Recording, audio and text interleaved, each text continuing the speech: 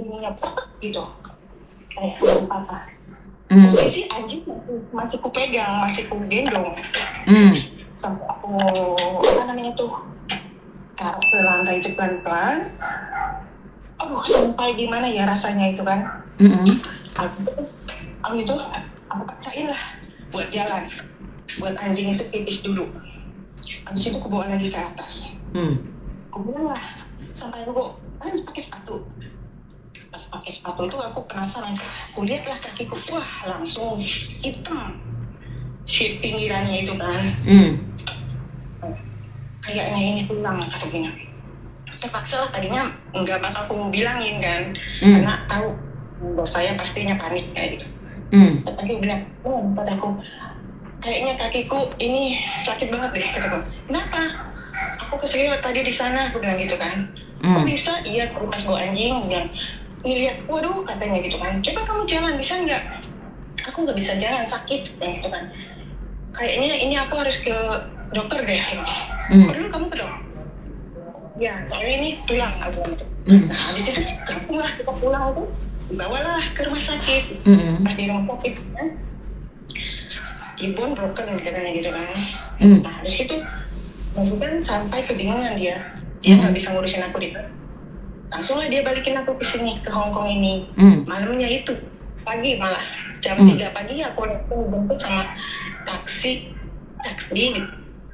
Langsung dibawa ke sini, tapi diantar dengan asistennya dia, orang kepercayaannya dia di sana. Habis itu aku sudah seminggu di sini, majikanku balik yang dari Thailand itu.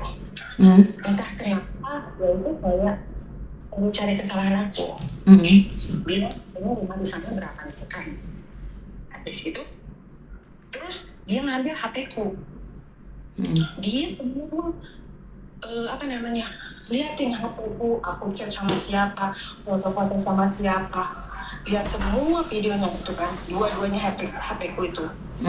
Terus dia bilang gini, kenapa kamu tiktokan sama orang-orang yang di sana? Ada kan di sana itu ada orang yang suka part-time di rumahnya dia.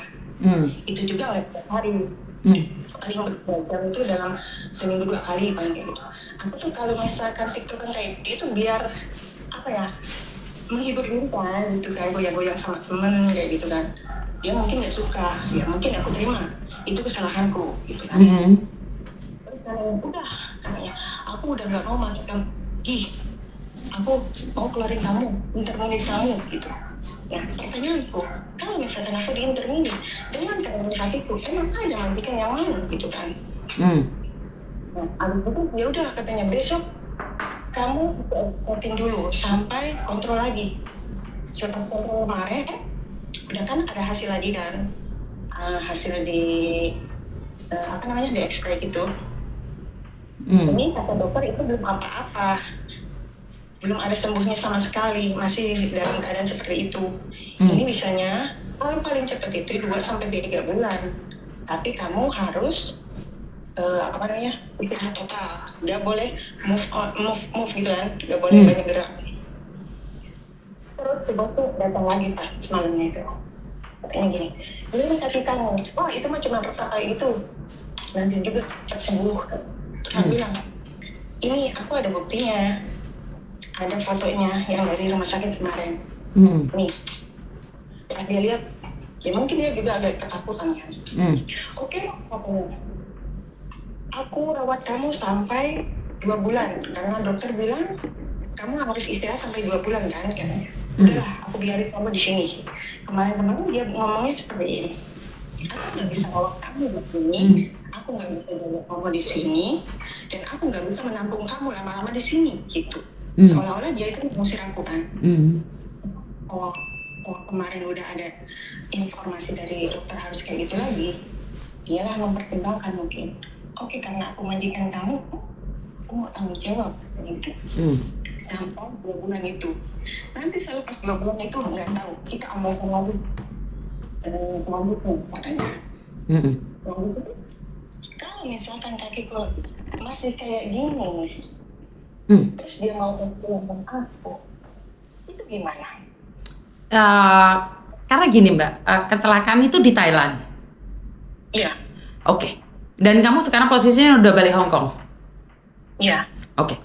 Itulah kenapa saya meminta kalian saat kalian bekerja di luar negeri, diajak majikan ke tempat lain, saya itu nyuruh kalian untuk tidak ikut. Alasannya satu, kecelakaan kerja tidak ditanggung oleh asuransi Hong Kong. Iya. Nomor dua, majikan bisa saja mengelak bahwa itu kecelakaan kerja. Kan kue gak kira yo mungkin juga kue tibone karo joget-joget, itu alibi majikan ya. Ngerti nggak maksudku? Kenapa dia melihat telepon-teleponmu? Karena dia ingin mencari kesalahan kamu. Itu tentunya seperti itu. Dan ketiga, kaki saya ini pernah patah. Ini swab. Tetapi jika perusahaan merasa ataupun majikan merasa kamu tidak bermanfaat, ya boleh dong kamu dipecat. Karena itu lek kerja meneh bukan di dalam Hong Kong. Kuwi hati-hati. Nek majikanmu apik jek wedi gak apa-apa. Kadang-kadang majikan iki nomor gak wedi, gak wedi. Ngerti nggak? Apakah kamu seandainya dipecat bisa cari majikan lagi? Itu kan konsekuensimu. Majikan mungkin memberikan kompensasi mek duit tok, tapi kan cacatmu tidak bisa dikompensasi, sayang. Iya. Benar nggak sih? Itu adalah kerugian mutlak pada diri kita sendiri. Kan Mizuni selalu mengingatkan hati-hati lek kerja. Ini kan terbukti kan apa yang saya omongkan. Majikan itu sayang sama kamu karena kamu bermanfaat. Saat kamu sudah tidak ada manfaatnya, sesayang apapun majikan sama kamu, dia akan cari alasan untuk membuang kamu. Benar atau tidak kata-kata ini? Iya, benar. Iya. Karena itulah pada kenyataannya, mereka hanya butuh sehatmu. Dia nggak butuh sakitmu dan dia nggak peduli kamu sakit. Karena itu jaga dirimu. Jangan baperan kalau majikan itu suka sama kamu, cinta sama kamu, sayang sama kamu dianggap keluarga, telek. Giliran loro ke di gua. Iya, benar, Miss. Itu kenyataan. Makanya saya selalu bilang ojo sombong lek dapat majikan baik. Jangan pernah adigang adikung sombong saat dapat majikan baik. Guys, saya ada di Thailand. Hai guys, saya di Amerika. Hai guys. Enggak gitu konsepnya. Tapi buat hiburan nggak apa-apa. Maksud saya adalah jangan terlalu membanggakan majikan terlalu baik. Karena pada ujung-ujungnya kalau kita nggak sehat, kita didepak keluar. Lek kita sudah tidak bermanfaat, alah di gua wis totoan wis. Ya saiki pertanyaannya, apakah kamu boleh dipecat? Boleh, siapa yang larang? Dan maka dari itu jaga kesehatanmu. Majikan paling pakai kompensasi tondok, sikilmu yo ora kira iso pulih. Meneh pas musim dingin, kaki retak iki nyilu banget.